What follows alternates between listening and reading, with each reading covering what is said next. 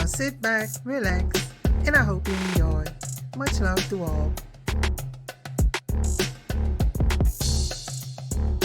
Afreets.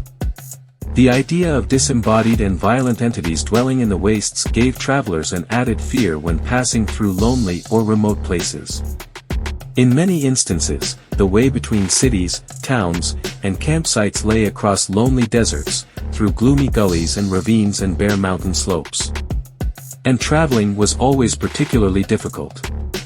Not only did travelers contend with groups of human robbers dwelling in these wildernesses, they also had to contend with storms, drought, and wild animals. This made any journey both an adventure and an ordeal. And with the jinn, demons, and other supernatural terrors, it seemed now even more fraught. Any swirl of wind out in the empty plain might be an evil or malicious entity stalking the traveler as he journeyed. As he lay at night in some isolated spot, sounds would drift to him out of the dark, the cry of a night animal or the sighing of the wind amongst the rocks, stimulating his imagination and terrifying him out of his wits. These were the voice of the jinn or of Afreets, a similar form of entity or sometimes another name for the entity, that were always lurking close by.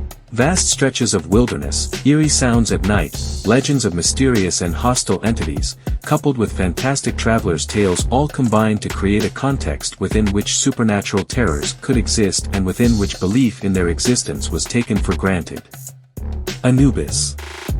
There was also the connection in the popular mind between the jackal and Anpu or Anubis, the ancient Egyptian lord of the underworld. In mythology, this somber god was always depicted as having the head of a jackal, supposedly representing a close connection with the dead. He was seen as a stern judge, evaluating the souls of the dead before they passed on to their ultimate reward, and as such was to be feared and treated with awe. It was his link with the dead, however, that made him especially feared. Anubis presided over the kingdom of the dead and had command of legions of cadavers who would carry out his instructions and take vengeance on those who failed to show him proper respect. He was also venerated as the god of embalmers, those who preserved the dead and who kept bodies intact. These beliefs only added to the grimness of the god and created an extremely sinister aspect around him. Thank you for watching. I hope to see you again soon. Till the next time. Much love.